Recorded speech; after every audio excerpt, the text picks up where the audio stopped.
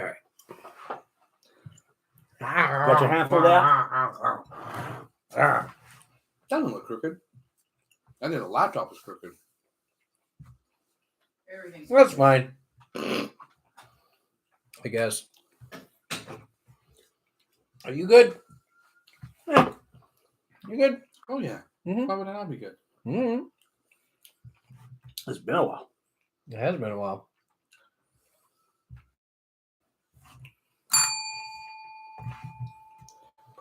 You done playing with that thing there? Yes. All I right. can't read upside down. All right. You're not intended to read that. Yeah. I mean, you could if you want Oh, to. yeah? Dick! No. All right. You record on the thing. He did. Oh, you already. That's what he was doing. Oh. Yeah. Ready? Ready as we'll ever be. All right.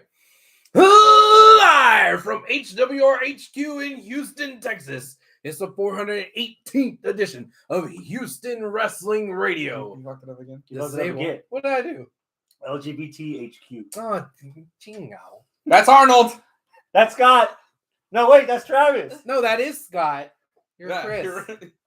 That's Randy. No, I'm Abel. Jeez. Whose big mustache is that in the closet? Porsche's. She shaved it this time. Yeah. Yeah. And thank you. Thank you for tuning in today. If you're watching us live, that's awesome. Log into your YouTube account. That way you could chat along with us in the live chat. And like you can, say stuff and I can involve you. So you can like say hi or fact check us or talk shit or just ask questions or whatever.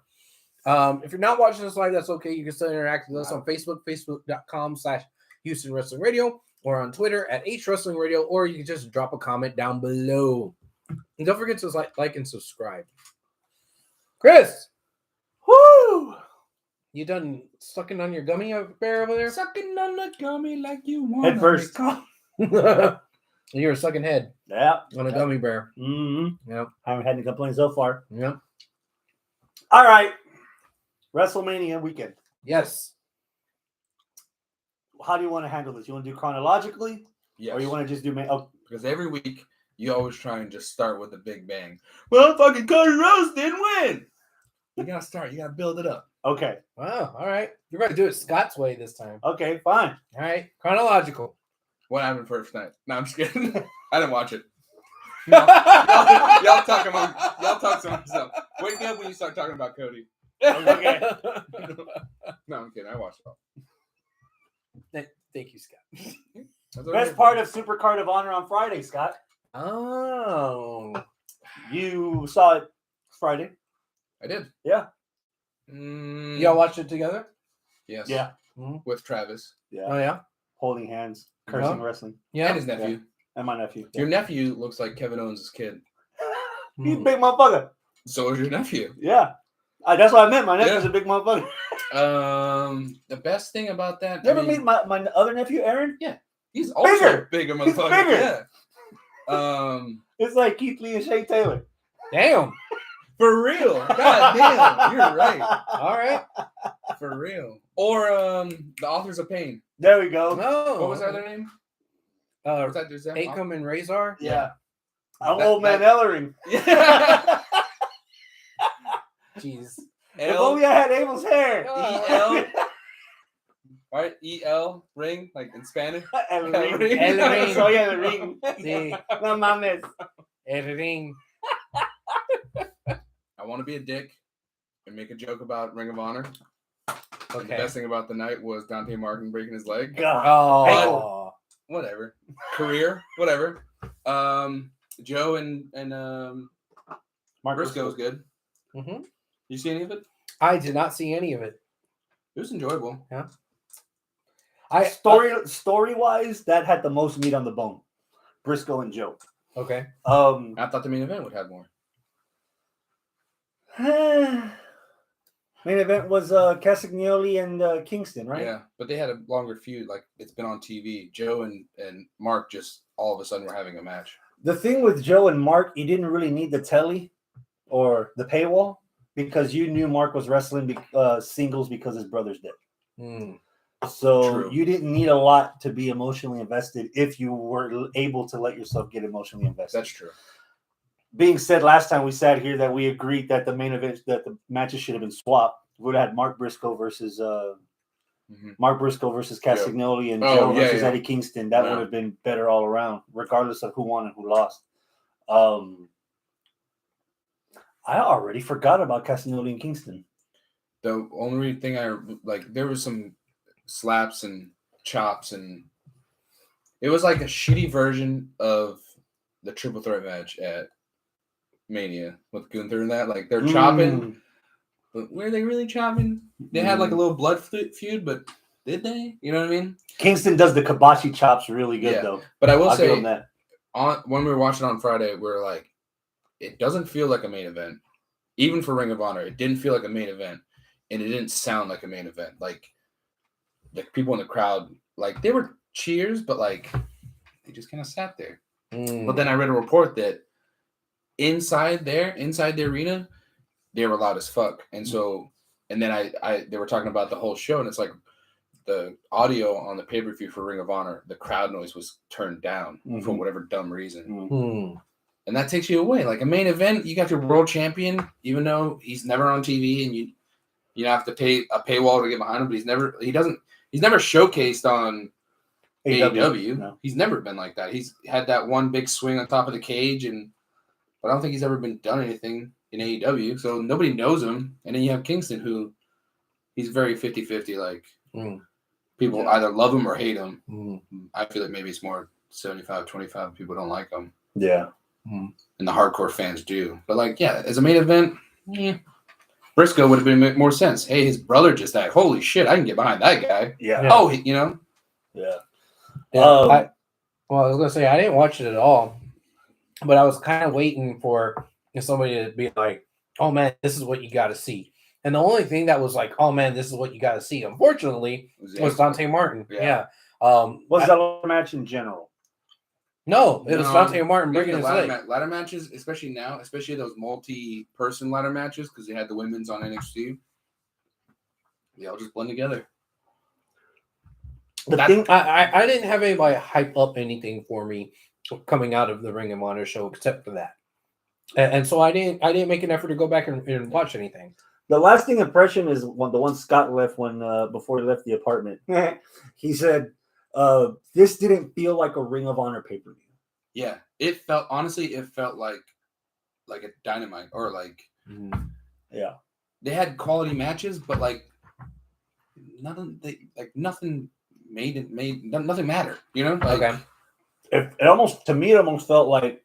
Also, the fact that they're inside of an arena, it threw it off, because you're used to smaller crowds at Ring of Honor, and it just feels. It didn't feel like a Ring of Honor show. It felt like a WWE or AEW production of Ring of Honor. Okay, which is technically what it was. Yeah, the last 9 months of Ring of Honor's appearance on AEW kind of distilled Ring of Honor for me. It was almost like WWE ECW. Like, it's ECW. You got some of the classics, you got Sandman or whoever, but we also have a zombie or a mummy, and we're inside an arena because it's what taped after SmackDown or before SmackDown kind of thing. So like, it had that vibe where you're like, I'm watching some of these guys that I've been watching for a decade in like bingo halls and gyms. But it doesn't feel like it. It just feels weird because in front of people. Yeah. In other words, that pay-per-view didn't make me want to pay $10 a month to see what happens the following week. Okay. Like Monday after Raw, like, what's going to happen? I was like, I'll catch you later. Chris will tell me. Yeah. Yeah, and that's kind of how I feel too. Chris will tell me, and I really wasn't really told much of anything. Like, I forgot all about the fact that the main event would have been Claudio versus Eddie, because this is the first time I'm actually hearing that. Oh yeah, Claudio versus Eddie happened. I'm like, oh, that's what the main event was. So like, it's almost like it was inconsequential. Yeah. It was like on Friday, SmackDown was a bigger deal than the Ring of Honor. A lot of more things happened on SmackDown probably than apart from the leg break. Yeah. But again, that's the only thing that anybody really remembered from the ladder match, because we've had So many car crashes on We've had- AEW we've had, television we've had 6 ladder matches this year. in the past 3 weeks because we had the Revolution. Yep.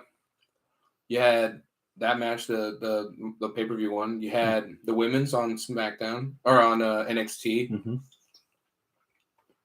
Somebody else had one too. Whatever. Like 3 or 4.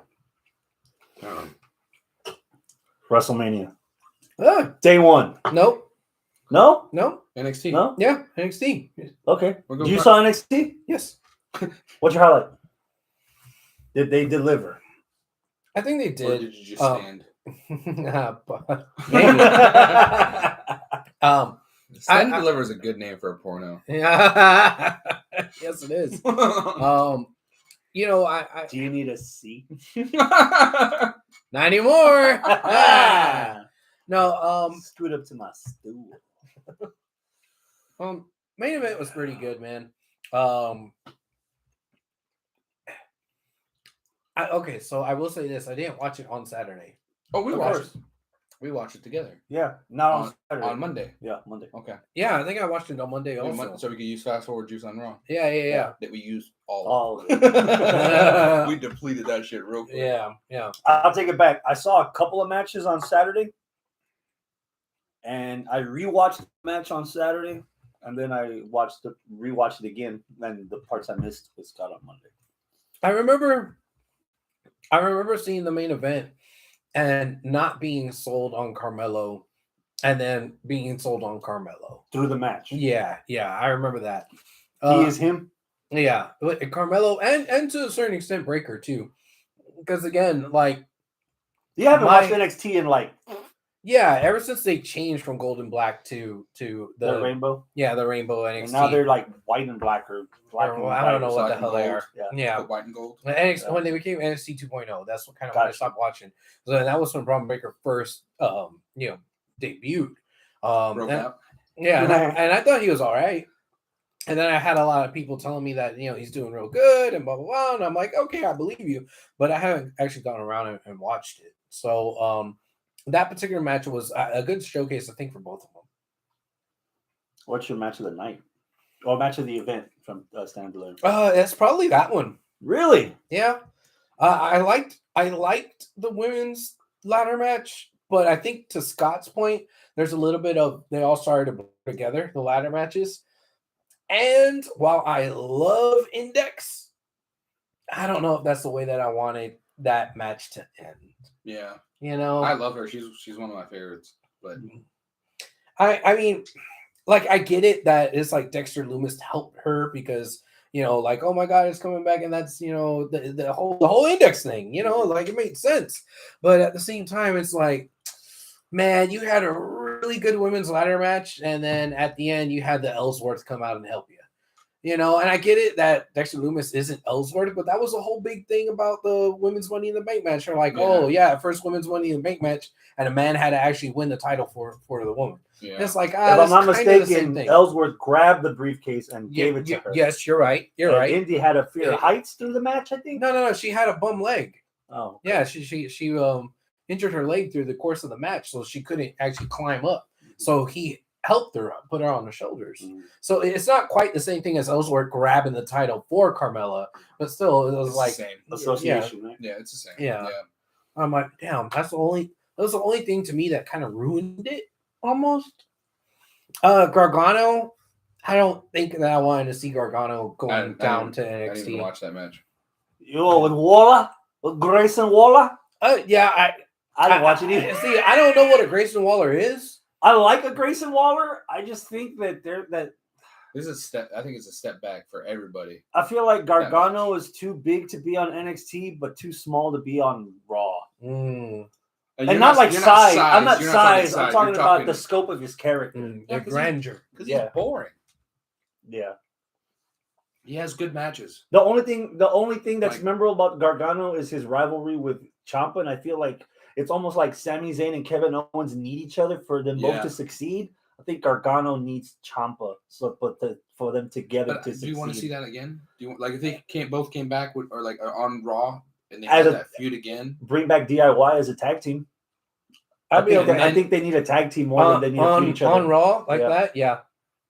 Because they did both turns in NXT, right? Right. Yes. Ciampa did it once, and then Gargano did it once. Yes. Right? Yeah. Or even more than once. But I mean, look at Sammy and Kevin. Yeah. Yeah. They're forever. But they only did it once in NXT because he was out of there afterwards. Kevin Owens was out of there after their feud, and he went to the main roster. And then they went on to SmackDown. So, like, I mean, bottom line, I wouldn't mind seeing DIY on Raw. Yeah. Yeah, I'm the same with Chris. I think they both need to be together or in the same universe right there. The main roster tag division needs something to shake them up a little bit. Yeah. If they're not getting FTR, Yeah. Yeah. I agree with you. I think my match of the night is the 5-way for the US belt. Okay. As far as that's like a palate cleanser from Ring of Honor the night before, where a lot of their spot fest matches were very loose, where you could tell that they're waiting, you can tell that they're setting up spots, and I think the 5-way was a lot more tightened up. Like there wasn't a lot of. Also, it's WWE. They know how to shoot. Yeah. So you're not seeing people standing still. That too. It did. Waiting. Yeah. They know how to cut the right angles and shit. And I think, if anything, that was the moment where I'm like, all right, I'm all in with Wesley. Okay. We've seen the radical stuff, and then he was great in Impact. What was the team in NXT? MSK. They were together. Yeah, they were cool. They had a little charisma going. But I think Wesley's the guy that takes it from Carmelo. Okay. Down the road. Eventually. Not Not now. Yeah. But that was it for me as far as what stood out for me in that pay-per-view. I'd say the 5-way. I can see that. Yeah. That match was pretty good. But Breaker and Carmelo was up there. Now that delivered. I wasn't. The 5-way over exceeded. Now that wasn't a ladder match. No. but now that should have been a ladder match. Yeah. Now that swapped them with the girls, I think. Now that you're mentioning it, I'm like, oh damn, I forgot that was kind of a blur, but it was a really good match because again, a lot of stuff throughout this week blurred together because they intertwined a lot of stories also between that 5-way because like they're not done. Ilya and McDonough, they hate the living fuck out of each other, and it makes you believe that they hate each other like every breathing moment, even when the camera's not on, because they were focused on each other. Yeah. Axiom was trying to do a submission, and then McDonough came in, so Axiom tried to do a submission on both, and while he's doing submission on both, they're like headbutting each other. Yeah. And Axiom was like, "What the fuck's going on here?" There was a lot intertwined in that match where you can follow along and keep it. There was enough going on that you didn't feel like there was a lull as a viewer, let alone you didn't feel like there was a lull in the match or somebody just waiting for the next person to do their spot. The reason that I wouldn't put that as the best match of the night is because Axiom. Nothing wrong with him. The guy's fucking great, but like, why was he in this match? He was just a random fifth person. They could have had a 4-way. The 4-way made sense. All 4 guys have been wrestling each other and feuding with each other and having like crossovers with each other where Axiom just won a battle royal. And what the fuck is an Axiom? Like A-Kid wasn't any better than that, but like you went from A-Kid to Axiom. Like, what is that? Like, normally they get a more common name like Butch or some shit. But I'm just saying, like, if he wasn't in that match, that a 4-way would have been killer because all 4 guys mean something. WrestleMania night 1. All right, now we're on WrestleMania night 1. What'd you think of Cena? Cena's little comeback there. What'd you think? That was all right. Yeah. I will say I think the right person won. Yeah. I'm not sure if they're going to be able to keep that momentum. I totally feel that. So Cena was right. Yeah. Regardless, if you win, you beat me, but you can't then live what? up to that height. Yeah. Then what? Yeah. You're right. This isn't a slight, but damn, Cena murdered Theory so bad in that first promo that like everything afterwards is an afterthought. Yeah. What did you? If they did do like a full on fucking legend killer gimmick with A-Town, it could work if it wasn't for the fact that like even though it was like 20 years ago, I feel like it's still fresh in people's minds that Randy Orton was the legend killer. You know, Yeah. like I don't think that anybody can just straight up boost that gimmick from somebody. Plus, and plus there's just not a do whole it lot now. of legends left, like in the game. Yeah. Yeah. I mean, he could take out Randy Orton again once Randy Orton comes back. If he comes back. He already did it with Cena. There might be a couple other people. Dust off Kevin Nash. Let him take a quad off of him. Got past the quad. Yeah. It could happen, and you could give A-Town some of that momentum, but I don't know. But this is gonna sound really, really funny. Something that sold me a little bit more on Austin Theory than what actually happened at Mania was before Mania. So the week leading up to Mania, it was the WWE special episodes of Wheel of Fortune. So each night of Wheel of Fortune had different wrestlers with their different contestants, right? They were partnered up. Yeah. And I think it was Wednesday or something like that. Tuesday or Wednesday had Austin Theory.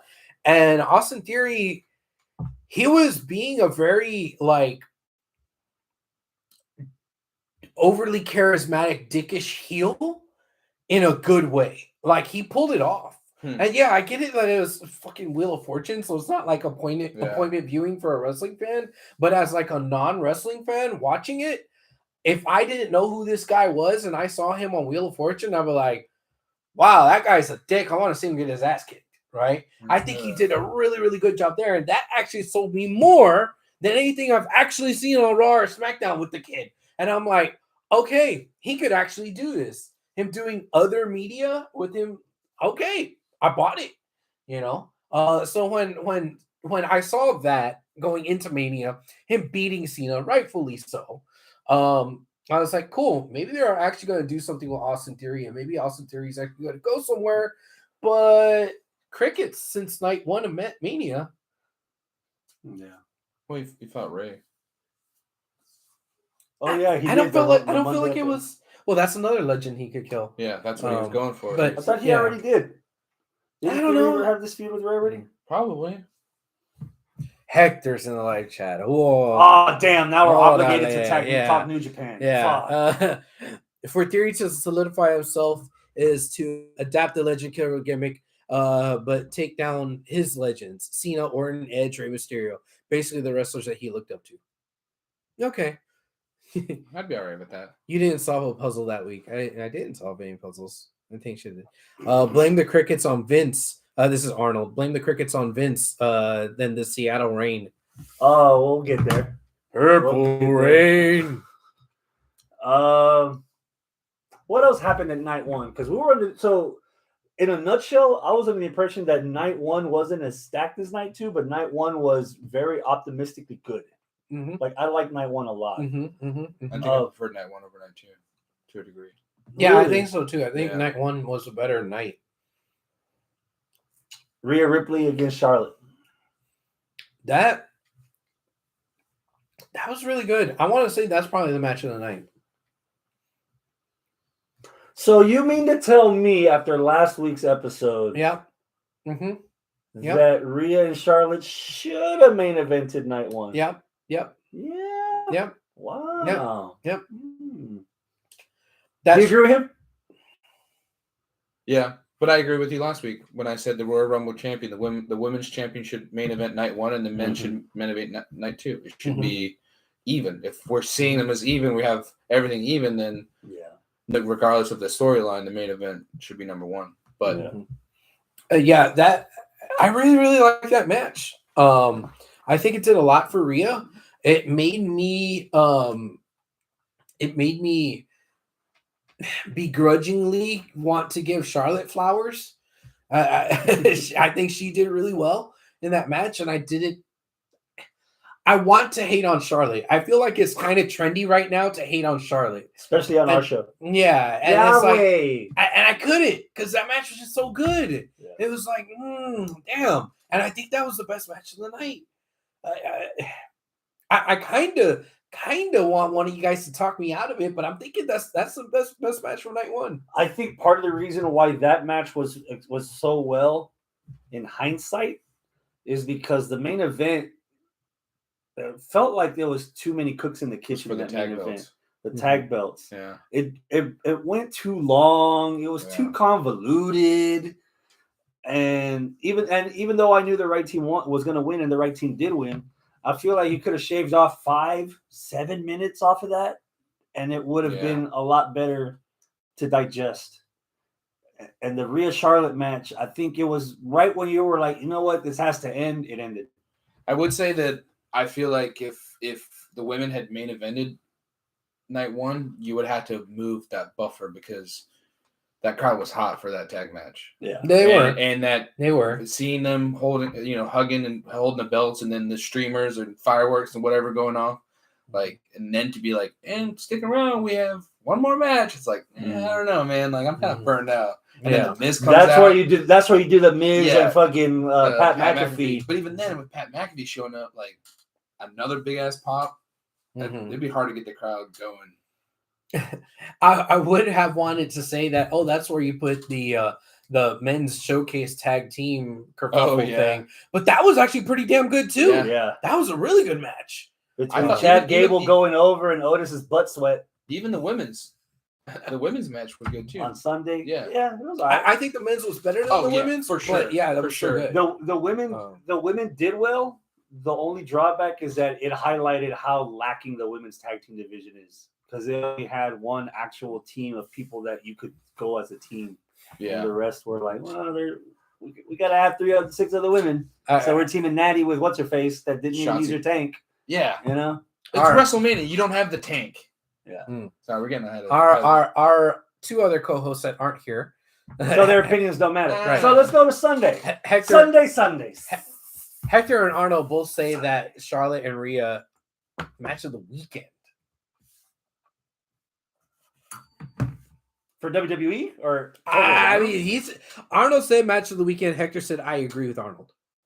I couldn't. Apart from Brock and almost, like, I don't know what. No, I'm just kidding. I can't fully see an argument why that. I would have to rewatch it again. I didn't have that feeling when it was over. Arnold says for WWE.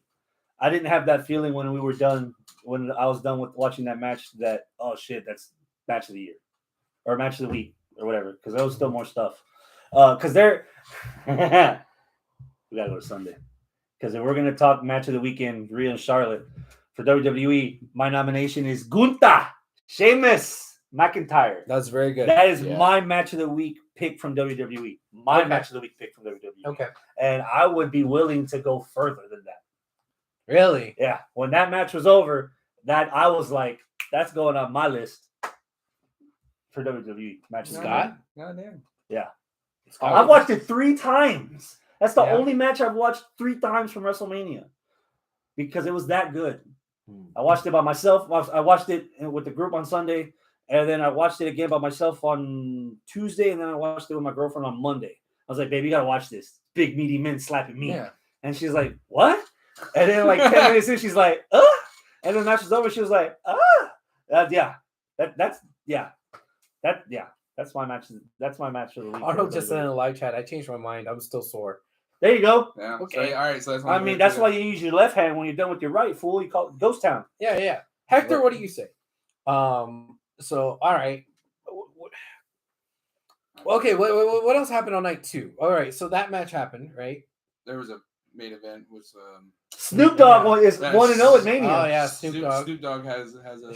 Here's one thing that kind of bothered me a little bit. I'm not sure if any of you guys picked up on this. WrestleMania weekend, everyone that had a badass entrance won. So by the time the main event happened, well, fuck, Roman's winning. He's the one that's got the fucking, like, everybody's, all the pianos and everything. Yeah, but that's it. The pianos was... They weren't even playing. Trish Lita, Trish Lita and Becky got that little Sin City little intro. Dom didn't win. Dom had a badass intro. No, Ray had the intro. He was on the lowrider with Eddie. Yeah, but Dom came out from prison. He was in the handcuffs. Yeah, I think the prison with the Ray mask. The prison one was cooler. I think so. But Ray also had one, so that cancels out. Everyone else that had an entrance, they won. I'll take it. Yeah. Okay. Yeah, that's fine. Yeah. Bianca had a pretty cool entrance. Yeah. Yeah. Yeah, that match was pretty good too. In the moment, I was like, "Oh, poor Asuka," and then afterwards, I was like, "All right, I'll go with Bianca." Oh, that one cancels out too because they both have badass entrances. What did Asuka have? She had all the other fucking Oscars, and they did the line, and they all. It's kind of cool. Mm-hmm. She did. Yeah, I forgot that. There was like 4 Oscars on the stage, and they all were like in the line, and then they like did the Oscar. There was one Asuka. She just moved around really fast. That was the AR. I'll take it. No. I'll take it. Portia said, "I watched Bianca's entrance so many times." Yeah. I feel like night 1 was better than night 2, maybe because it had more matches that were all solid, whereas night 2 it had your ups and your downs. Right? Get it down.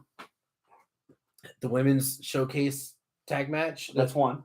Yeah, that one was okay. What else? Almost in Brock. Maybe it's just I wasn't invested. Like it was good, I guess, for what it would be. It was 5 minutes. Brock sold the story of he couldn't get this mofo up. Yeah. Then he got the mofo up. That was it. Yeah. He don't get paid by the hour no more. This ain't 2003. I know.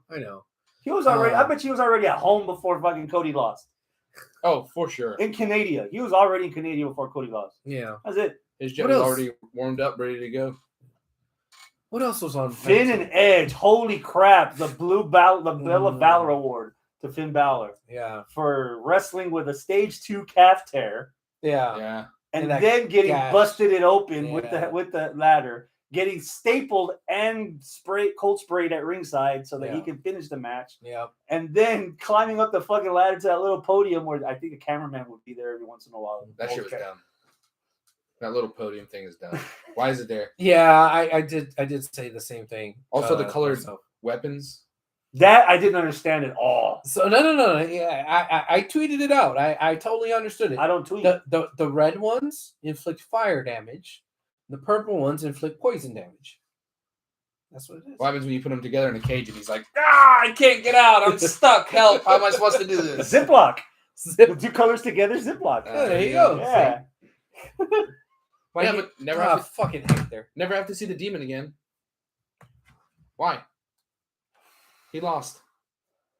Every time we've seen the demon in the main roster, the he's last lost, right? No. He beat Seth at SummerSlam to win the Universal title as the demon. I don't have to see it. He beat somebody at a SummerSlam. He beat Baron Corbin as the demon at SummerSlam in like 7 minutes. Baron Corbin. He beat AJ Styles as Demon Finn when he was supposed to wrestle Pumpkin Bray, but Bray had mono or whatever, and so they flew AJ from South America overnight at TLC, and then they did the little thingy at the end. Okay. He's beating people on the main roster. I'm such a fucking nerd. He's beating people on the main roster as a demon, as a devil. Okay. Devil. The devil, you said. But goddamn, dude, you went through all that. They better have rewarded him with some kind of bump or a title run or something in the future. Because damn, old man would have loved that. Sure he did. So let's circle back around. Gunther, Sheamus, McIntyre. Yeah, that was good. It was Titus on commentary. Call the police. Call the police. I would have called the police already. Holy sweet honey iced tea. I'm on the telly. I can't cuss in front of my mama. What? Okay, I need to go back and rewatch that because I did not catch all that commentary. I told you I saw it 3 times. Yeah. I like have the whole thing on memory in my brain. Did not catch that commentary. These cell burns. Okay. Yeah. Okay. I mean, I know it was very hard hitting. I know it was a good match. I feel a little bit like what Hector is trying to say. Hector in the live chat says this. My New Japan, my NGPW mind says that the triple threat U.S. title match should win the weekend, but because of strong title. But God damn it, let me try this over. My NJPW mind says the triple threat U.S. title match should win the weekend because of it being strong style. But Rhea versus Charlotte was a more NJPW style match by telling a story within the match. And I think that's kind of where I'm leaning towards as well. While there was a lot of big, meaty men slapping meat in that match, I think there was more to sink your teeth into with Charlotte and Rhea. That's kind of where I am on it. What's up, Calvin? He says, "Good evening from Cleveland, Ohio." Oh, Cleveland Ross. Cleveland rocks. Yeah. All right. Worst timing. Dante Martin or Shane McMahon? Shane O'Mac. It's on the grandest stage of them all. Yeah, it wasn't in front of 12 dudes. The size of 50 man. Also, he wasn't doing anything stupid. Well, he was being in the ring at being whatever he is, 56 Right. or whatever he is. Yeah. Whose call was it to bring him after he got fired last year for booking that Royal Rumble match the way he did? I don't know. honestly think it was hey, you're about to sell the company. Give me one more run. Let me do one thing in front, because is Shane ever going to come back? Well, he's going to be out for how long with a quad? Yeah. We don't, he has nothing to do with the company type of thing, so who knows? But that shit was funny. That was definitely a down. Yeah, but Snoop Dogg and he rebounded and fast. Yeah, there's actually a footage of the cameraman telling him what to do, like getting the call, and he's like, "Get in the ring." He's got the camera. He's like, "Get in the ring and punch the Miz, punch." And he's like, Snoop's like, "I'll fucking do it." And you see him hit him. So I like the fact that it was on the fly. Like, Yeah. Oh shit, Shane's fucked up. Ha ha ha! Oh shit, Snoop Dogg got a win. You did this to my boy. You massacred my boy. He hit him twice. There's one thing about being a fan. That stiffest elbow. He People's popped. elbow. It's like when you're That's kids your and you're strong playing style with each right other. there. And you play wrestling with each other as kids, and you don't understand how hard is too hard. Yeah. And you're just like, yeah. There's one thing saying that you're a wrestling fan. There's another thing to do what he did on the fly like that. Triple H had said something on the post scrum where he gave him his flowers for. There's people on the roster right now that can't do shit on the fly the way Snoop just did to save them. Yeah. Yeah. 1 out of 5. How many rubber chickens for Cody and Roman? Rubber chicken's good or bad?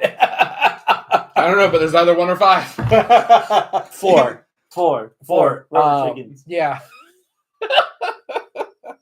That has to be a thing now. Yeah. Next pay-per-view I go to, I don't care what brand it is. I'm taking he the mentioned it on Raw. He did. So It's of course a thing. It's gonna be a thing. It's a thing. There's gonna be a rubber chicken with his the tattoo. with his tattoo. Either on the neck of their or on the beak. And he goes, "Whoa!" God damn. I don't think the match was that bad. And I understand why everybody is upset about it, why everybody went home not happy after Mania. I get it, because a lot of people were wanting Cody to win, and a lot of people were just wanting Roman to lose against whoever, right? There's a lot of people that just want to see Roman, just see Roman lose. Doesn't matter if it was against Cody or Shane or Sheamus or fucking whoever, right? As long as he lost. So, I get it that a lot of people said, "Oh man, WrestleMania is ruined because of the ending of the main event." It's what you remember after every match. Yeah. I get it. And yes, WrestleMania Night 1, phenomenal.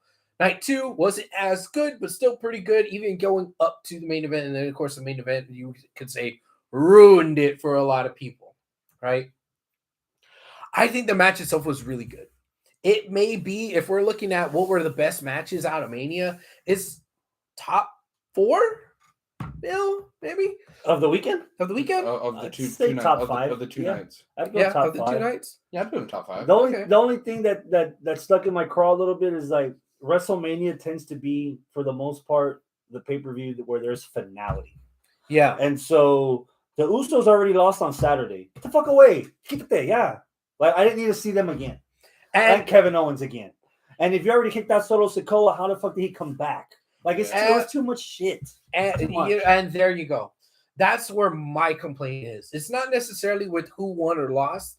It's that this felt like a Raw match. Yeah. Right? It didn't feel like a match for a pay-per-view. Or another pay-per-view. Or fucking WrestleMania. Backlash. Yeah, Backlash. Yeah. WrestleMania Backlash. Because, that would be a perfect... because of so much shenanigans. That Raw after, the promo that I wanted Cody to cut wasn't, "You were the better man. You actually beat me." Yeah. Fuck no. The the promo I wanted Cody to cut was, "You didn't beat me. He beat me." Yeah. And point at fucking Solo. Y'all beat me. Yeah, Solo was the one that actually did the, and that's what actually took him out. you know, and like I wanted him to just give this like scathing review of his title reign, and just like I had you beat, but you pulled out this guy, you pulled out that guy, you had him come in, we had him taken out, and then he came back in. You can't do this on your own. Like that's what I wanted, not him to come out and say, well, you out sports entertained me. No. I didn't account for Solo coming out a second time and then playing the well, not even the victim, like a graceful loser. Yeah. Like I didn't want him to be a graceful loser. I was be mad. Yeah, because this warranted righteous indignation, and that's what he did not have, and it kind of makes him look like his balls are this big. You know, and now even more so the fact that you know that he's not getting a rematch. Like, yeah, next, like you can't give me Backlash Cody versus Solo. Yeah. That would be a more interesting match than him and Brock. And as shocking as it was that Brock stabbed him in the back, it wasn't like, oh fuck, I can't believe it. Oh my god.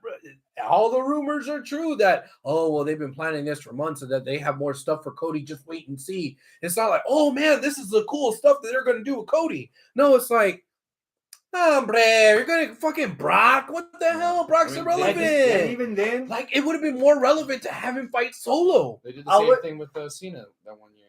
I wouldn't have minded it, but this last Monday should have been the promo for the explanation.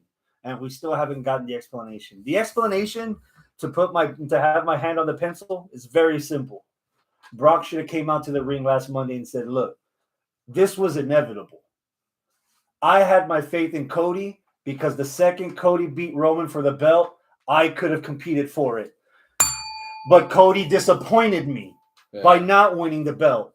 So I'm going to beat him up for it. This was inevitable. Yeah. This whooping was coming the day after Mania, whether he won or lost. Yeah. But because he lost, I'm going to whoop him until I'm in pain, and then I'm going to whoop him for making me feel pain. Well, that's what we needed, and we haven't gotten shit. You know why? Because Brock can't talk. Yeah, that's why. Brock can't say that. Yeah.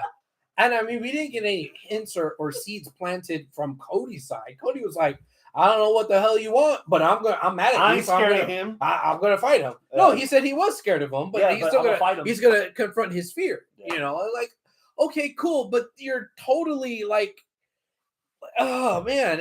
And that goes back to Brock getting paid by the hour. I'm a fan of Cody. Mm-hmm. You put Cody and Brock face to face, I don't see Cody lasting 60 seconds. If Kofi Kingston lasted 8, why would Cody Rhodes last 15? Yeah, no, I totally get that. Totally get that, especially since you just saw him get decimated by him. Yeah. You know, but going back to the actual Mania match itself, there's again, you brought up the whole thing about Solo. Not only was he banished, but he came back. That is double the shenanigans, right? That's not even your regular amount of shenanigans, which devalues a match. And when we're talking about the main event of WrestleMania, like you shouldn't have schmozzes at the. And I know it wasn't technically a schmoz, right? There was still a pin, but it made it feel so icky, and I don't think it got more heat on Roman. I think it gave more discaring for the main event scene, and main event scene being both Cody and Roman, right? So now I don't like the way it happened, and I don't like what's going out after it happened. Yeah. I would have been okay if Roman and Cody ended with a cleaner finish. I get it. You can't have maybe a super clean finish, but you had Solo try to interfere unsuccessfully, get kicked out. The Usos interfere, then get neutralized, and then then Solo come out again. Yeah. Like that's too much. Like what was Heyman doing? And Heyman was distracting. Yeah, it was all hands on deck for the bloodline. Like what they needed was another Samoan to come out, a different Samoan. You know, like even then, I think that would have been too much. Oh, it would have been. But I'm just saying, like it would make more sense for another Samoan in the family to come out and not be Solo because Solo just got. And then for continuity's sake, I thought they were a team. Cody got his ass beat. Where's Sammy and Kevin? Yeah. I thought they were all together as the Avengers to beat the fucking Thanos and the other. And that hasn't happened. Well, that's Raw. We're still talking about the. Yeah, good point. But you are right on there. Because they came out to help him in the Mania, but then the next night when he's getting beat up, nobody comes out. Yeah. Again, I hate that. Nobody comes out. There's a couple of, Shane Helms comes out. Yeah, at least you're like, cool. At least with an explanation that would make sense, you know. But there was no explanation, so you could just assume that, oh, well, they're not there. Why? And it just it was just shitty booking. And like, if you know that you're going to have a result that's going to piss people off, at least don't have a result that pisses people off, and then to further piss people off, have shitty booking to go along with it. And it was just I didn't like it at all. It ruined a perfectly good match. It ruined a perfectly good story. I don't have faith going out of it that they're going to do right by Roman. Yes, I said that correctly. Do right by Roman and do right by Cody, because this doesn't make Roman look any better.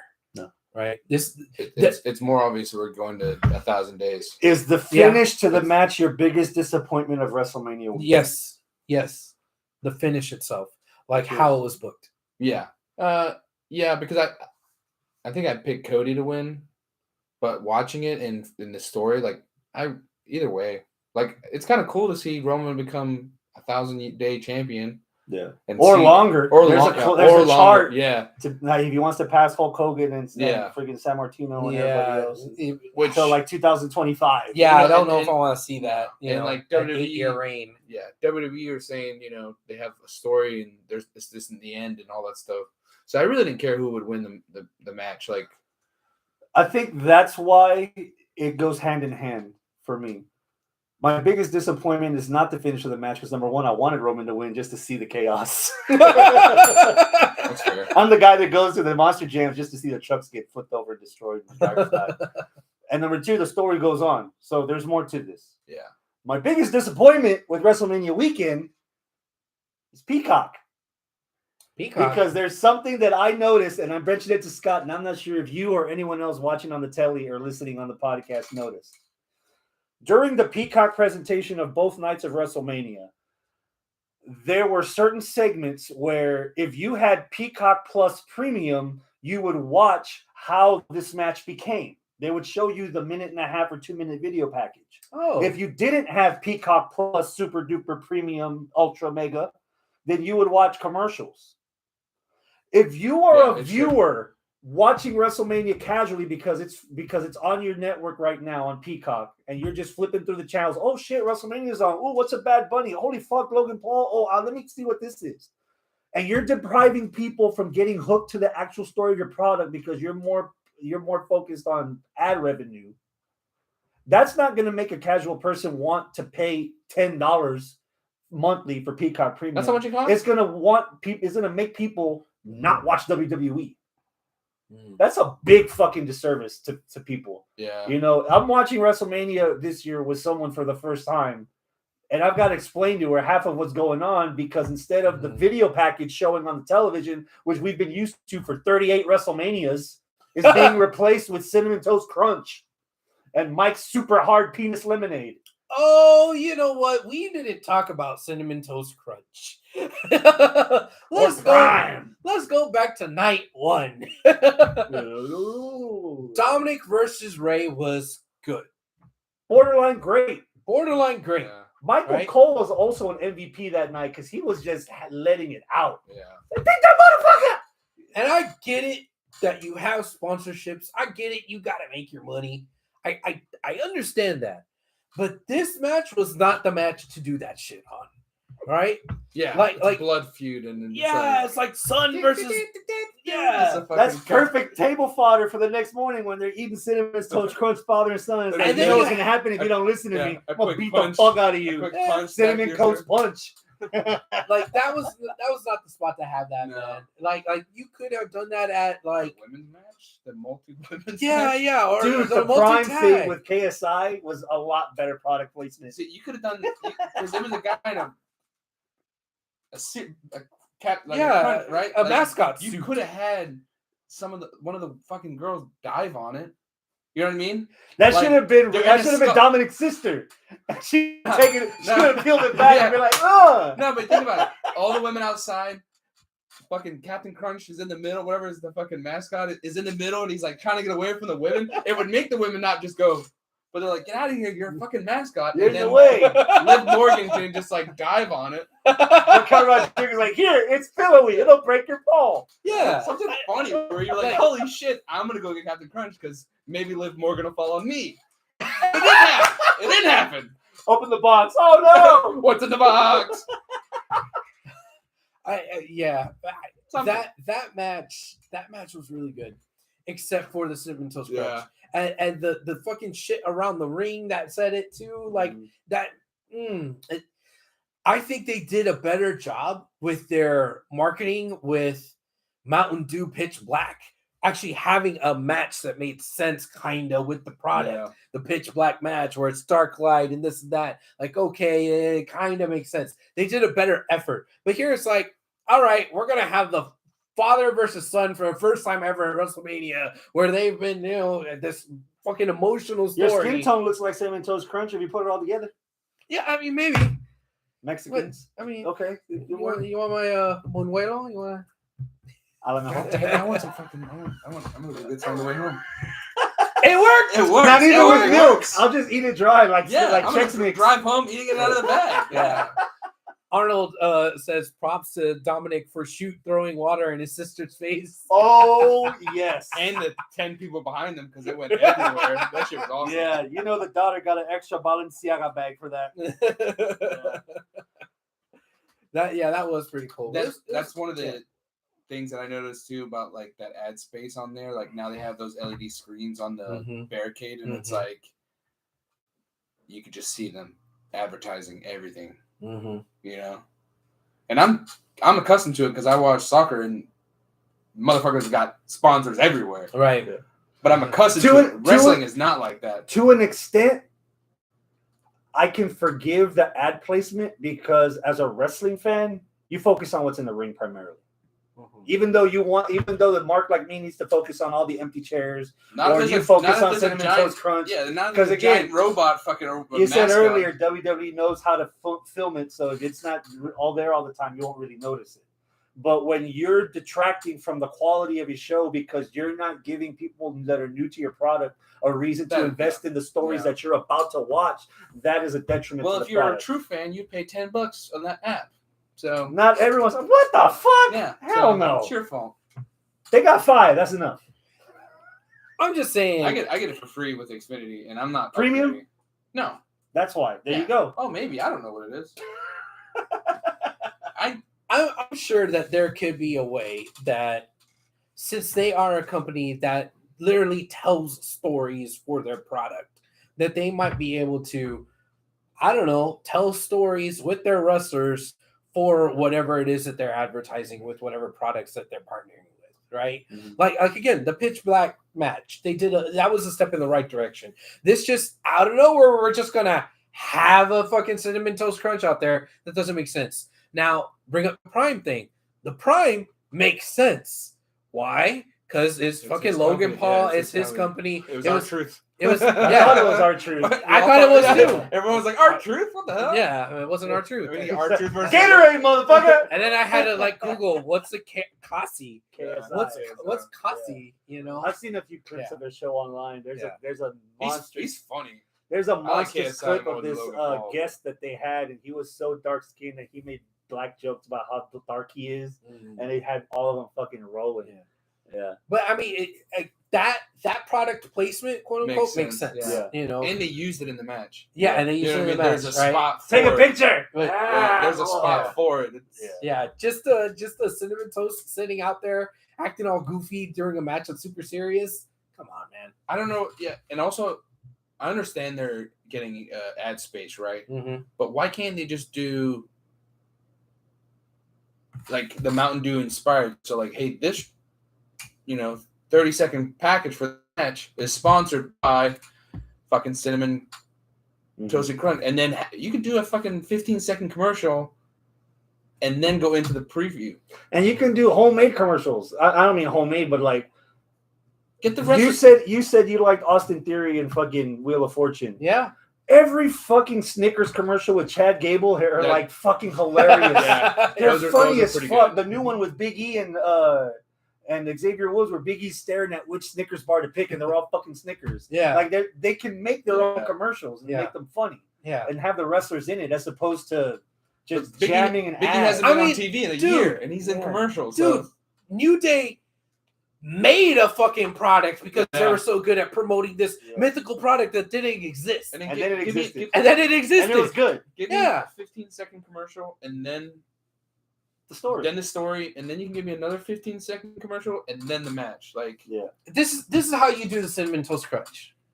You got Kofi and Woods in the back, right? Woods is sitting there playing video games. Kofi comes up behind him, eating a bowl. Oh, hey, what you doing? Oh, playing this game. Clear. A bowl of cereal. A bowl of cereal. What are you eating, Kofi? It's the same motion. It's the same. Yeah. It's the same motion. Like, that's not Bootios. Oh no, man! I ran out of Bootios, but I got this Cinnamon Toast Crunch, and like make it a fucking thing that they don't have Bootios anymore. And like Big E walking in the costume, like it's just a bunch of Cinnamon Toast Crunch. Just enough riboflavin. like shit like that. They can make it work, right? But just shoehorning him into. But also show me the baggage because I don't know what's going on. Stridex presents Money in the Bank ladder match. With Stridex. No, Money in the Bank presented by DeWalt Ladders. Oh yeah. I thought you were gonna say it was presented by Wachovia Bank or something. Money in the Bank of America. They put the logo on there. Money in the Bank, sponsored by Bitcoin. You see it? Then you don't. They open it, there's nothing in it. Yeah. Or it's that monkey NFT. Oh yeah. Fuck taking the championship. I'm just gonna have this. Yeah. It's like this went down in value. Wait, I could only cash in for the 24/7 title? Yeah. What? R-Truth's like, I'm ready. All right, there's other stuff that happened over the weekend. Mm-hmm. Thumbs up or thumbs down. Okay. The return of Nigel McGuinness to Ring of Honor. Thumbs up. Sure, and why not? AEW. And AEW. Thumbs up. If they do him right. The return of the LWO. He should be the leader of the BBC. Man, I'm going to give that a thumbs down. The what? What? Sorry, what was that? I missed that because I was thinking the about return of the LWO. Latino. Oh, Yeah, I'm going to give that down. Because you're Mexican, you take everything too seriously. And they just showed up and they were like, here's a t-shirt. Yeah. Whoa! And then are they on SmackDown? Like, repping? Yeah. They repped at Mania. Yeah. For Ray. Yeah. And they tag teamed on Raw. Ray and the other Mexican against Dominic and Why Priest. can't we get something new? Because it's WWE. Reduce, reuse, recycle. It goes right back in the grind. WWE never had a LWO though. Yeah. It's a Latino and Filipino world order. The Brown World Order. Sure. Brown World Order. Yeah. We probably couldn't have that. BWO. Yeah. Wait. We already have that. We already have BWO. Noah's in the back like, you're fucking... Well, Stevie Richards needs the money, so... What can Brown do for you? Rick Steiner yells at Trans Cloud. Oh, down. Yeah, thumbs down. Damn it, Steiner. Yeah. He did his son no fucking favor. No, he did not. He should apologize. Well, he offered to apologize to Giselle Shaw. She rejected it because obviously. Why would you even accept it? Yeah. Like, for real. Like, this wasn't like, oh, I'm sorry I hurt your feelings. Like, oh, I'm about to lose out on this money. Yeah. Yeah, it wasn't like he said something like to a friend and she overheard it. He yelled it in a convention full of... At her, right? At her. Yeah. It did. Like, fuck you. And when I read that article, I was like, you mean Scott Steiner, right? There's no... Yeah, I thought so too. Like, that sounds like something Scott would say. I'm like, if anything, Rick would have been like, get the fuck ass out of here, Scott. Have I been calling Rick and Scott different names, like the opposite? Like, what the hell? Yeah. And then I was like, no. They misspelled Scott. Yeah. They went like this. Yeah. I was like, hey, how do you spell Scott? R-I-C-K. Yeah, I was like, all right. They hyped up the Raw. Arnold said he thought the same thing, that it was Scott. Yeah. So did Travis, too. Yeah. Travis was, everyone Fucking was... Porch thought the same thing. Yeah. Everybody thought the same. So the Raw after Mania, thumbs up or thumbs down that Riddle was the shocking return. Thumbs down. The whole show was a thumbs down, to be honest. I mean, I'm glad that Riddle is That Raw back. after Mania was garbage. We watched it. Garbage. We fast forwarded through everything. Yeah. Half of it was promos, and then there's a bit with Seth Rollins wanting the ring to sing, and then he left. Cornette said there was like 16 minutes of actual wrestling. On a 3-hour show. Yeah. Wow. So hey, Raw's coming. Guess who's not going? Yeah. Seth made his way to the ring. Sang, and then they told him, "Hey, we're cutting your spot," and then he sent him back to the back. There's no. And the best part of the Raw that's coming here is the go home show for SummerSlam in Detroit. So half of that is going to be video packages building up to SummerSlam. So I'm not. I would never go to Raw or SmackDown. No. Maybe SmackDown, but I'm never going to go to Raw. I'll do a SmackDown. I'll get there right at 6:55, and I'll leave at 9:01. Yeah, that's real. it. Yeah. Arnold says this wasn't a bad Raw. We just expected too much. Everybody hypes it up. WWE's Facebook hyped it up. USA Network hyped it up. Okay, so who we getting? Triple H hyped it up. Triple H came out. I wanted Randy Savage. Where the fuck? They actually, in the last couple of years, have even addressed the fact that the Raw after Mania is the craziest thing, and they fucking made and it. Even now, they made a hashtag on Twitter, the Raw after Mania, hashtag Raw after Mania. They're making it a thing. Last year was not. 2 years ago, it was post-COVID. You're barely getting your feet wet, so you couldn't really have that much high expectations. Last year after Dallas, but now it's like everything's really COVID doesn't exist apparently, so everything's back to normal. So I was expecting at least a debut from NXT or somebody, or something to shake things up. Mm-hmm. You got the shake up on Friday. SmackDown. Yeah, they're gonna do the draft again. Yeah, but but it wasn't I wouldn't say it was a good Raw, regardless if it was hyped or not. It didn't flow well. No. The Rollins thing is a prime example. Let's point out the obvious then.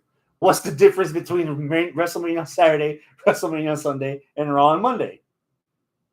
The rumor and then the announcement that Endeavor was going to merge UFC and WWE. And hey, ta-da, bada bada bing, Vince McMahon is back in the company, even though he has a boss above him. He's back in creative. Evil twin. He's back in creative.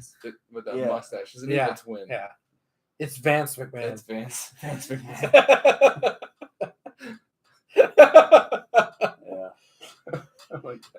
No, how do you do Waluigi on Vince? Waluigi? Vince? I don't know. I couldn't get it. I couldn't get it. I just stuck with Vance. You missed it. Yeah. Oh, hey, but don't worry. Nothing's gonna change. We're the same now, forever, to never. But This is gonna take a minute for me to get to my point, so I'm gonna just lay it out real quick. Okay. Right now, WWE is reminding me of my personal experience with Taylor Swift. Brace yourself. Okay. I was dying. I was fucking master planning trying to get tickets for Taylor Swift here at NRG Stadium, and then the whole brouhaha with Ticketmaster, and everybody got fucked unless you were somebody somewhere. I got a text message today. Hey, hold seats have suddenly been released for the Taylor Swift show. Here's your personal code. Go online and buy it. I got online. I actually picked the day that I wanted. I had the cheapest seats, $109 each before tax. After tax, it was $300 for the pair of seats. And right when I was at the cart, I was like, you know what? I've been through so much trying to get these. Now I don't fucking want it. We had such a good 7 months with Vince not in the picture and Triple H in charge and everybody getting shine and actually seeing the ratings go up and the attendance go up and the viewership go up and we got fucking promise here. Vince is back. All that for fucking nothing. That's how that feels like a lot of the viewership, a lot of opinions I've seen on the internet, message boards, other wrestling friends that I talk to is like, man, Vince is back. Well, so much for everything. It's just we're right back where we started when the old man was trying to. Even the fact that he wasn't there at SmackDown or Raw last night, but he had his hands in it. Like people were saying, he's not here, but he's here. He's been on the call but he's here. Times. Yeah, we're changing scripts still. Yeah, it's just why you're at the hottest part of the year in wrestling. Yeah. Nobody is more involved with the wrestling process than WrestleMania weekend. And then it just kind of fell flat. And then when you afterwards. see the stories of, we're not every WrestleMania, and here's the weird thing about wrestling fans, we complain about getting the same old shit all the time. We get the WrestleMania main event, and then we get it once or twice more. We got Cody lost, so we're thinking, Cody will get another chance, or Cody will get one more chance. And we're obviously not getting that because Cody, instead of going this route, right now he's not going this route, he's going this way.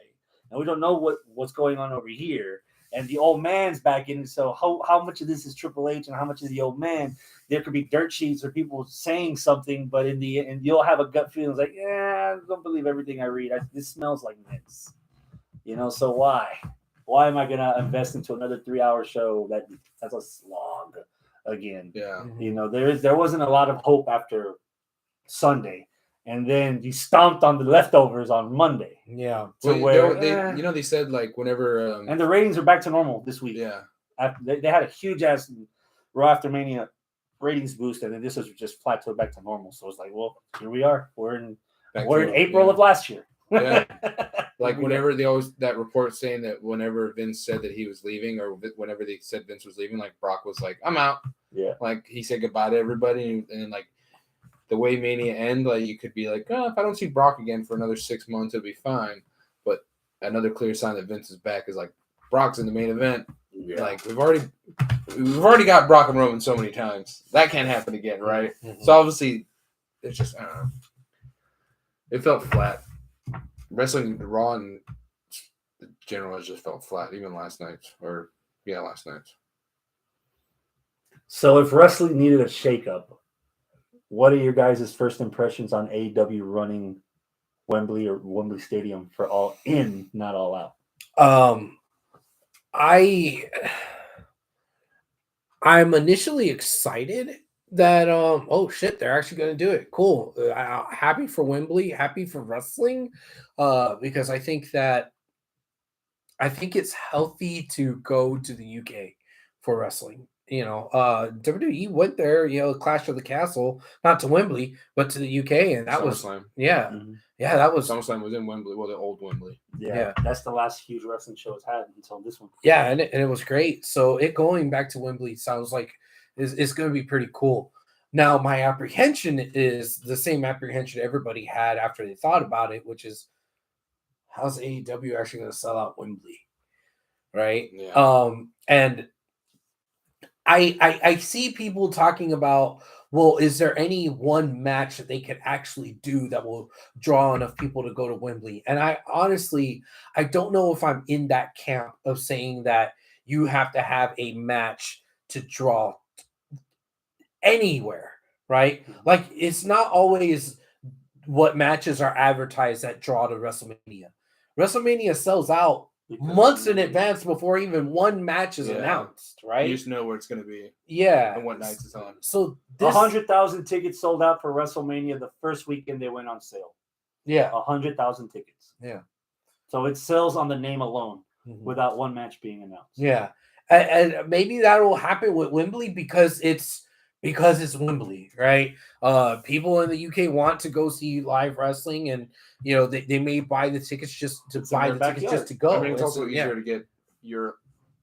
You can get an easy flight to London from anywhere in Europe. So people who have never they've never had pay-per-views in Europe, like in Germany, like they've had shows, but they've never done WWE pay-per-views, right? There's never been. London or England is the only one that they ever have. So all those Europeans are like, holy shit, like I can get an hour, I can drive my car, I can take a train, I can take a ferry, like, and I could be in Wembley. I could be in a big wrestling show. Take a ferry? Yeah. What? Yeah. From Europe, from Copenhagen to London, you need to take a ferry. From anywhere in Europe to England, you usually just find those in Montrose. Not a ferry. But yeah, I still don't think it's going to sell out or get close to it. They're projected. It doesn't have to sell out because they have to do an entranceway, so it's not going to be the full 90,000 setup. If anything, it's going to be what 70. Yeah, but then 65. I mean, still that's a lot. If you have 25,000 people on the waiting list, they're buying at least 2 tickets. So that's 50 grand right there, and that's just on the upfront. Yeah, So you could probably do it. The question is, it's in the name, it's in the timing. It's not All Out in Chicago on Labor Day weekend. It's All In the weekend before Labor Day weekend. So okay, if hold they on. do All Out in London and then the next week All In Chicago, Hold on. no, they're not Did doing it? both. Hold on. Weren't AEW's main pay-per-views All Out, All In, Double or Nothing, No. and Revolution? All in was the prototype. That was not AEW. All in was the Bucks and Cody. Okay. Omega.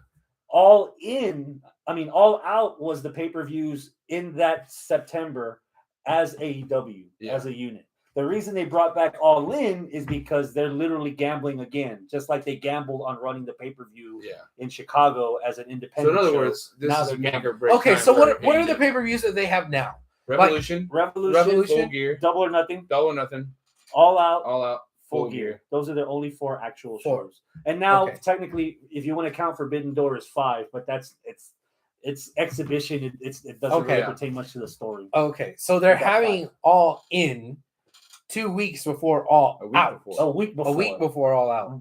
A week before All Out. That's weird, man. A week before All Out is normally supposed to happen. They're not doing All Out. What if they're they not? do? No. I could see it happen. And you mentioned, I can what see is them, the match that gets people in the door? And I could give it to you right now. I can see them doing All In instead of All Out. Tony Khan as their pay-per-view. Tony Khan is definitely going to want his annual Chicago show. I could see them in do Dynamite there, but I just don't see them doing 2 pay-per-views in a week. That's a lot of money, man. You're asking a lot of people to pay a lot of money. Think about all those fans in Chicago who would go to All Out are going, oh shit, Wembley? Like, I'll go. And so they're paying money to go to All Out. I don't know. There's that many people that will fly across. So here's my prediction. All Out at Wembley, it's FTR and CM Punk against Elite. All Out in Chicago is CM Punk versus Kenny Omega and FTR Young Bucks 3. 2 separate matches. And for MJF, he has a rivalry with Darby going into All Out in Chicago. And so the week before Darby's title match, MJF retires Sting in Wembley because that's Darby's daddy. So there's more heat on MJF for MJF versus Darby if MJF retires Darby's mentor the week before in Wembley. So you already have a story that can actually supplement 2 pay-per-views, even though it's a week apart. And you definitely have matches that cover both. Yeah, but that's all contingent on Punk actually wrestling for AEW, and I find that to be highly unlikely. Okay, so Britton, what do you put to the table? I don't know. Omega and Jericho again. I don't know. I don't know. There's nothing in AEW that would in my mind it would be like, this is what's gonna get. I think people were just gonna go to that show like how it is with WrestleMania. A lot less people, but holy shit, wrestling, a big name company wrestling. I couldn't go to Clash of the Castle, but I live in London. I can, I live closer. Wembley, more seats. Yeah, I'm gonna go. Who's in the card? I don't even know who is in AEW. I'm just gonna go. Yeah. Oh, Jericho's there. Oh, Sting's there. CM Punk might be there. They sell out boxing matches there, and most of the time they don't know who's on the card until the show's long same before with UFC. sold out. Like a lot of the UFC, like, hey, I'm just gonna get UFC 200. Why? Why not? It's here in town. Who's fighting? It's here in town. I want to go see UFC. So a lot of people will do that. Yeah. And then you have Sting, you have Jericho, you have like older guys, where you're like, oh man, like people's dads would be like, I'll go watch Sting wrestle. I'll take you, kind of thing. I never got to watch Sting wrestle when he was in WCW. Yeah. But I do believe Sting would be on the card somewhere on there. Sting will be a good name to have on there. But Punk, man, I don't know. That main event, that would be the main event. Like, that would be the match you would want to. I want to see that. Like, if AEW wants to make money and make viewers and like have an actual successful company, that match has to happen. That feud has to happen. They need to put their shit to the side and be like, this is for business. We're going to make a lot of fucking money right now. If you're going to get percentage of the gate, I'll shut the fuck up for business. If anything is a money match, it's something that would involve CM Punk. Now, whether or not Punk wants to set aside his ego, whether or not Tony Khan wants to set aside and doesn't mind having egg on his face to actually employ Punk, that's something different. Well, put him on TV, make use of him, not just have him under contract, right? So, man, I don't know. Again, there's always a little bit of the glimmer of what I said after Brawl Out, which was, what if it was all work, right? I mean, Punk was hurt. He did get hurt, so he did need time off. And all that stuff with MJF was apparently a work, and we thought for the longest time that it wasn't. And that was my argument back then when we did our work. Yeah, it was a work. It's a work because look, they just did that with MJF. Coming out of Double or Nothing. Oh man, MJF is gone, and all this backstage drama, blah blah blah blah blah. It was a work. I wonder what it's gonna look like to see Moxley bleed from the nosebleeds at Wembley. Like fucking, you got binoculars and you just see a little dot of blood. What if Drew Galloway's contract does expire in WWE? Do you want to see him in AEW? I want to see him in New Japan. Oh, we actually talked about this on Raw when we watched Raw. We were talking about how Drew hadn't signed a contract yet, and we're like, he would be pretty like. I don't think he's that generation because he would be Drew Galloway, and does that name in Europe and England and Scotland and shit? Yeah. But like, is he gonna make people tune in? Would you buy pay-per-view for Drew Galloway? I don't know if I would buy a pay-per-view to watch. I know there's people out there, but I know I'm a big fan of him. I'm not dissing him or anything, but it's just I think he would become another. I think he would become big in Japan with the Japanese audience. Oh, that's why I'm like. That's why I was like, don't go to AEW if you don't sign a contract. Like, can you imagine him in his matches in New Japan? And I told Chris, I was like, I might actually watch more New Japan if he was in it because I want to see what the fuck he does. Like with Suzuki, anybody, Ishii, Okada. Here's Naito. What I don't want to happen. I don't want him joining the Bullet Club. No. I want him to be Drew Galloway and just be a big bad motherfucker and out there just adopting Japanese strong style and just slapping the shit out of everyone. Like, give me WrestleMania match every week. But when he got fired the last time, he did the whole indie. Now Hector starts chiming in now that we start talking about it. New Japan. He says if Galloway goes to New Japan, I want him versus Suzuki and Takagi. Yeah. At the same time. Him and Shingo? Fuck. All three of them. Chops and chops. Yeah. But when Drew got fired the last time and he did his Impact stuff and then he went back to England and Scotland and he was doing the IWC, all those things. I went to ICW. I went to their show. I went to their Christmas show one time, and he was their champion, but he was in Denmark. He was somewhere in Denmark doing a show, and so they were like, "Hey, man, we try to get Drew here, but he's not going to be here. He's in Denmark defending the title," and everyone kind of booed, but they're like, "Whatever." But like, we got a whole bunch of other wrestlers, and then at the main event, fucking Drew walks out, right? Oh, nice. And the place goes insane. Like, top heat, like the sound. And he took this kid, like a rookie, and he manhandled the fuck out of him. And to the point where he was chopping him, his chest was bleeding. I have a picture somewhere on my phone. And then he took him out in the ring and he held his hands like this. And he was like, and he'd pick him up. Like, he was like a shield. And he was like, chop him. And people is that Tony Khan on the side of that Anthrax shirt? That looks like him all coked out. It's Uncle Howdy. Okay, sure.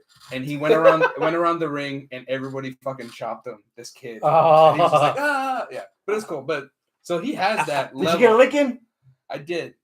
I was over people, so I kind of like went like this. But you clubbed him. Yeah. I got him good. Don't worry, I got him. You got him all with the wrist bone. That's all. It was more of a thud. It was more of a thud than a slap. But knife edge. So he can be fucking huge for them, but not enough to sell at Wembley. But New Japan, fucking give me that. Okay, so I'm gonna piss Hector off. I don't care about Sonata winning the title. Damn! This is a Samoa Joe situation where what's he saying? where you had a chance to give Joe the belt and you didn't, and by the time you gave Joe the belt in Impact, the iron wasn't as hot. Yeah. It was actually cooling. Like Sonata, when Sonata was in the finals of the G1, he should have won that shit. Was that last year? 2 years ago. Yeah. Or 2 years ago. He should have won it, and he should have beat fucking Okada then. When he was on the come up, when he had that match with Tatsuya Naito, and afterwards, like he was hesitant on doing the handshake because he had just fucking beat him. It's the captain of his own fucking group, and they wind up hugging it out anyway. That's the moment where they should have said, "Fuck it, let's give it." If Kota Ibushi is gonna fall apart, you can't stick together without pieces of tape. Let's give Sonata a chance, and they didn't do it. They wanted to. They're going back to what they were their safety blanket, which was Kazuchika Okada. Yeah. And okay, so who's watching now? Well, there's supposed to be a match of the week candidate with 3 women on the soccer pay-per-view. Ain't no. Did we watch it? No. Nope. So he's gonna have to. There has to be something for it to grow on me for me to get attention with Sonata being the champ. But as of right now, he joined some group and they're gonna make burgers and fresh cut fries or something. I forget what it's called. I like burgers. Five Guys group or whatever. Like, Yeah. okay, yeah, sure. I've had better. So You've had better groups of Five Guys. Yeah, you've had multiple Five Guys. Yeah, yeah. It happens all the my time. 5 Guys were all clean. I don't know where those guys have been. Fuck. Sonata should have won it 2 years ago. Thank you. That is true. That's what Hector I said. feel like we talked about this when we went to the show in Dallas. The G1, yeah. Yeah. Was that what you're talking about? Yeah. That was the start, right? Wasn't that one of the first Mhm. days or of the tournament kind of thing?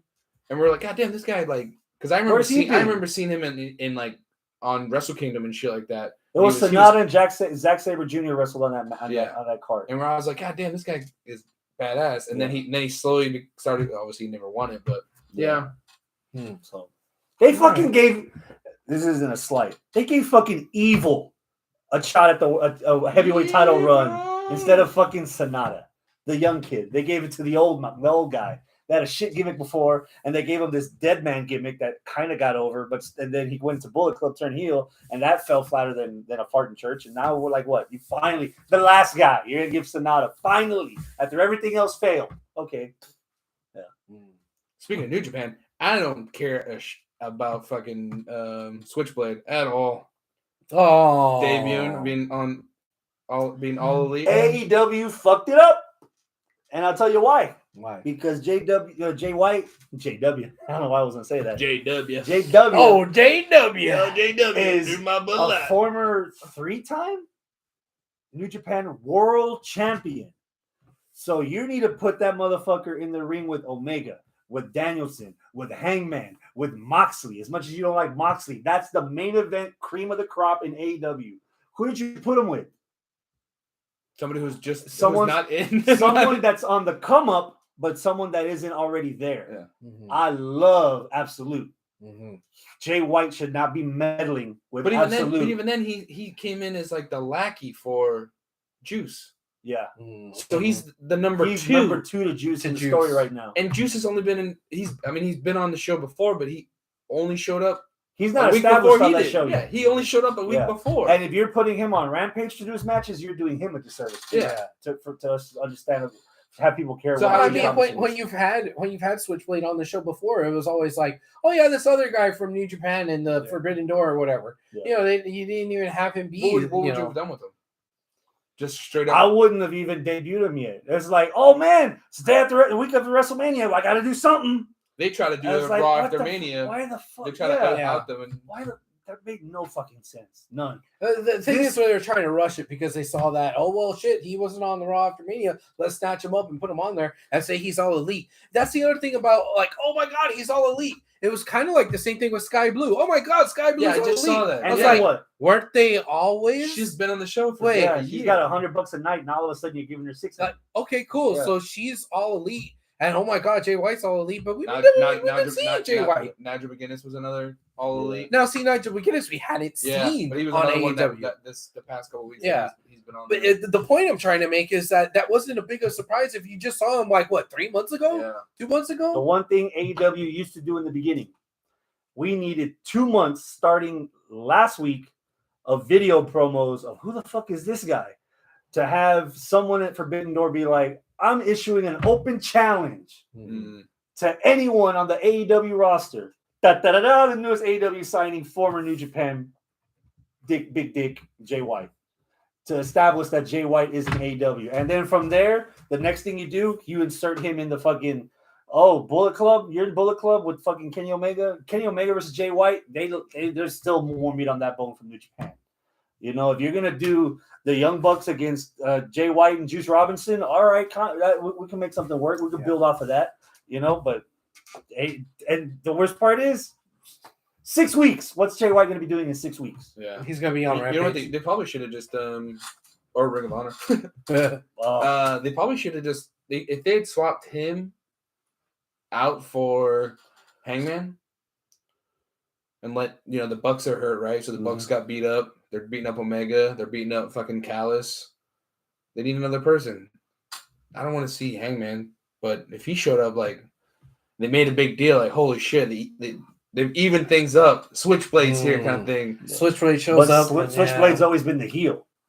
Yeah, but in that moment, I would have suggested if you're gonna do a huge ass fucking 4-man or 5-man tag match and you're missing a Buck, that's when you bring back Kota Ibushi and reunite Golden Lovers with Kenny Omega. Is he fit though? Is he healthy? Can he? He wrestled Speedball WrestleMania weekend. Right. That's another match of the weekend candidate right there. It was a short little match that was odd looking again because it's a wrestling ring without ropes. The poles are still there, but it's more like it was Speedball versus hand to hand. Speedball and Ibushi. Oh, okay. It was good. Ibushi gave him a regal plex and then V-trigger, and the referee called it stoppage because knocked him out. Speedball was in Houston this past weekend. What? Yeah, and he and Brian Keith had a match, I believe.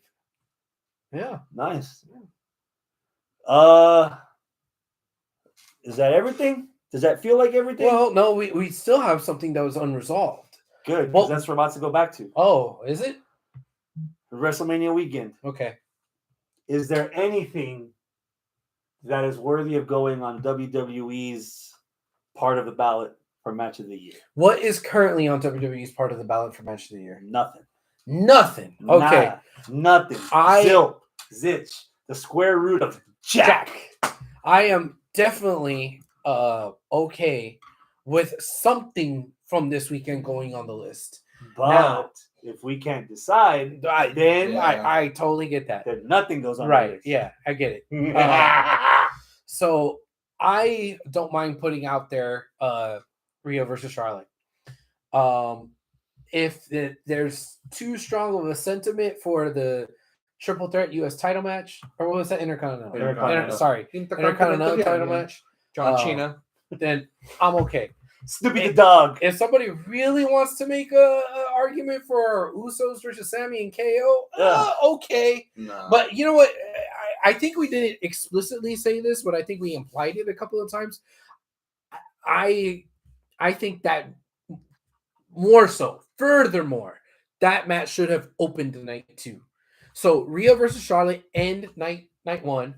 Opening night 2 is the Usos versus them. And then at the end it's Cody versus Roman. And then that way that would have taken more of the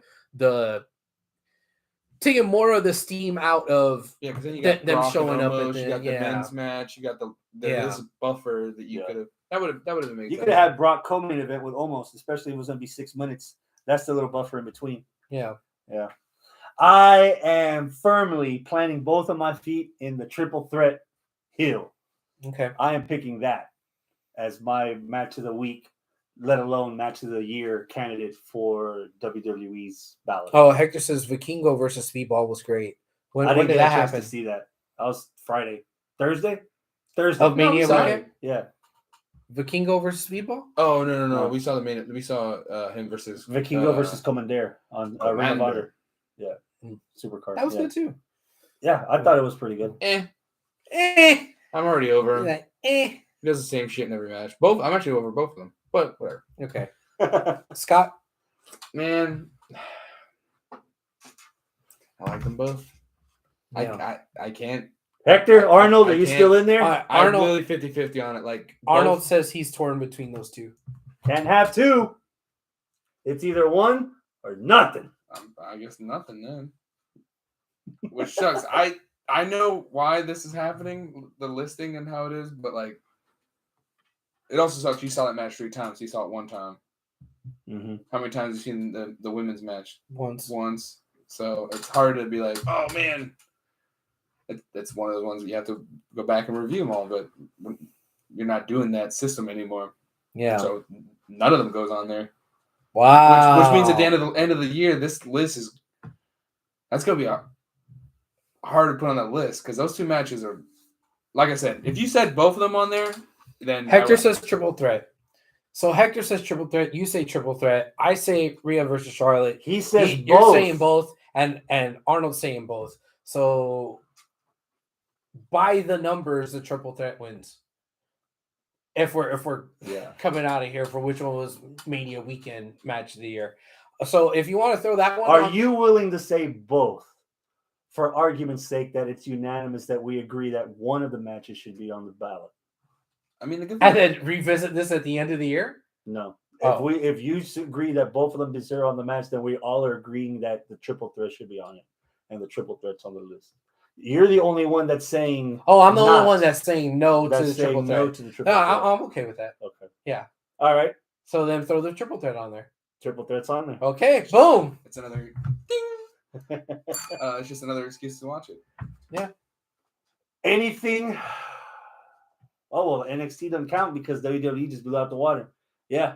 I would have actually, if it weren't for Gunther and Sheamus and McIntyre, I would have nominated the fucking 5-way U.S. title match on there.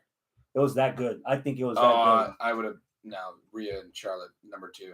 Out of the whole entire weekend, it's those 2 up there and then everything else. Okay. Anything from Ring of Honor? No. No? There are good matches, but no. I mean, we're definitely going to have oh my God moment of the year. Yeah. So far we have 2 matches on our match of the year list. Okay. We've got Omega versus Will Ospreay from Wrestle Kingdom, which we already agree is better than all the matches from the year before. Okay. And we have this one, the triple threat. Walter, McIntyre, Sheamus. Yeah. Okay. FTR sticking around. Was that kind of obvious after they moved the match, the title match, to the Wednesday after WrestleMania? You know what? The reason why it wasn't quite as obvious was because the Guns got a badass entrance and new music, and I was like, would they really gone through all the trouble for putting all that polish on the Guns for them to lose? But even then, if they would have beat FTR, the FTR would have been, it was FTR's AEW career, right? Not FTR's Ring of Honor career. So I was like, there was enough doubt where I was like interested in the match. But even then, what, they just gonna be on Ring of Honor, like, you know what I mean? Like, if they, I'm not paying because FTR's on there. I'm not paying they help. They make me want to like see some of it, but I'm not. Yeah. Because I wouldn't mind them versus Forbidden Door. Aussie Open won the tag titles in New Japan, so FTR versus Aussie Open would be fucking barn burner. That'd be good. I'd watch that. Yeah. There's a tournament going on for former U.S. champions. It's Lance Archer against Juice Robinson at some show, and then it's Tanahashi against Ospreay at another show. I thought Ospreay was hurt. Now he's back. And then those 2 winners wrestle at Dominion. And then the winner of that match wrestles Kenny Omega at Forbidden Door. For Kenny Omega's U.S. New Japan title. So we either get Omega and Tanahashi. I would be mad at. Or a rematch from Wrestle Kingdom, Omega and Ospreay. Okay. But on American TV. Or Omega versus Juice in Canada.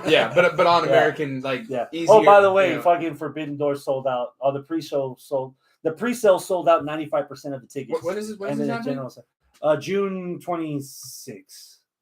Yeah, June 26th. When you say sold out, what venue? Canadian? Bell Center in Toronto. Okay. Yeah, the Bell Center. So that holds 17. Okay. Minus the stage and shit. But it's sold out completely. Yeah, but again, that's another. They don't get wrestling for the most part. They don't get wrestling that. They don't get pay-per-views in Toronto. Yeah, so they do, but like People are gonna go watch it. Yeah. You'll get more wrestling And- at a pay-per-view than you would either on an episode of Raw or even Dynamite or Smack. Yeah. But even then, it's not just an AEW show. It's New Japan also. New Japan. Which I was thinking that could be also another thing that could help with the Wembley. New Japan guys. Type in. I mean, they ROH did it. guys. They did it for Ring of Honor in New York when we went at Madison Square Garden. Yeah, they did the crossover. Yeah. How many of those Japanese wrestlers perform in England? Yeah. You know what I mean? Quite Like, how many of those wrestlers? You telling me Ospreay doesn't want to wrestle in his home country in front of 80,000 people? Yeah. Of course. He'll find a way to put him on. You don't think a lot of people would want to see Okada? You know what? That England could be the match. That could be the match that you don't have Punk. It's gonna be Ospreay versus Omega. 3. Yeah, you can have that. Yeah. That would sell out Wembley. Yeah. That would sell out Wembley. Zack Sabre Jr. against Bryan Danielson. Oh! We got that last year. Oh. That was supposed to happen, and Danielson got hurt, and Cesaro wound up man. chewing him up and spitting him Yeah. out. And Sabre's actually a babyface now in New Japan. So with Bryan as the heel and who would you put Zack Sabre Jr.? Okada with? Moxley? we've already had we had Tanahashi against Moxley. Okada versus Moxley might work. Yeah. I was thinking maybe Jericho. Oh, shit. Jericho needs to be involved in here. Give me Wardlow against Minoru Suzuki. Yes. Yeah. Or Takagi. Give me Powerhouse Hobbs against Ishii. Oh, okay. Or Takagi. Hiromu Takahashi against Darby Allin. Okay. So there could be a possibilities for like at least forbidden hallway. At least the door being open. At least some of those guys could be added into it. I mean, you could do Switchblade with somebody if they have what? How many months is that until it? Who's in charge of Bullet Club now?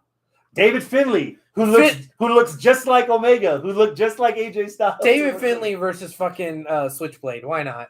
Yeah, that would be nice. Actually, you'd get a lot of the New Japan fans. You could do FTR versus Aussie Open. Yeah.